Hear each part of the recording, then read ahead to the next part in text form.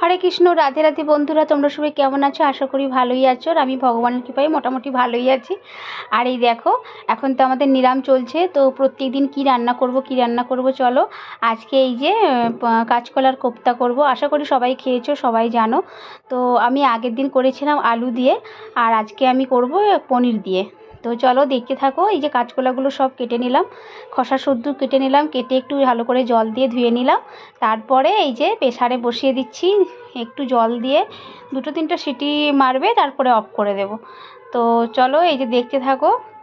আর এই যে সিটি মেরে ঠান্ডা করে নিয়েছি, তারপরেই দেখো কি সুন্দর ছালগুলো ছাড়ানো হয়ে যাচ্ছে। আর আগের দিন আমি করেছিলাম ছাল সহ, মানে ছালটা ছাড়িয়ে, তো খুব একটা ভালো হয় না, কিন্তু ছাল তোমরা থাকবে সে সিটি মারবে, সেটাই ভালো হবে। তো যেহেতু আমি আগে একবার করেছিলাম, বুঝে গেছি, সেই জন্য এটা খুব সুন্দর হয়েছে, নাহলে না খুব পাতলা পাতলা হয়ে যায়। তারপরে এই দেখো, এই যে পনিরটা এখন আমি এর সঙ্গে মাখিয়ে নিচ্ছি।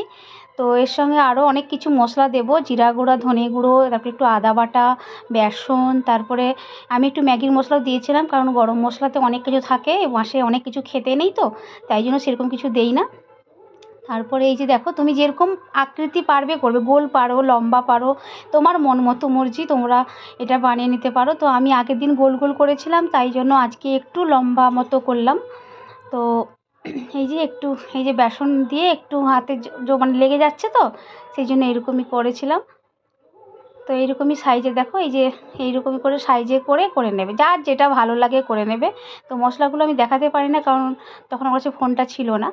আর এই দেখো, একদম দম কমিয়ে তোমরা এই জিনিসটা ভাজবে, কারণ বেশি দম বাড়িয়ে দিলে ওপরটা প্রচুর হয়ে যাবে, মানে কালো হয়ে যাবে, সেই জন্য দম কমিয়ে, এই যে দেখো বাদামি বাদামি কালার হয়ে যাবে,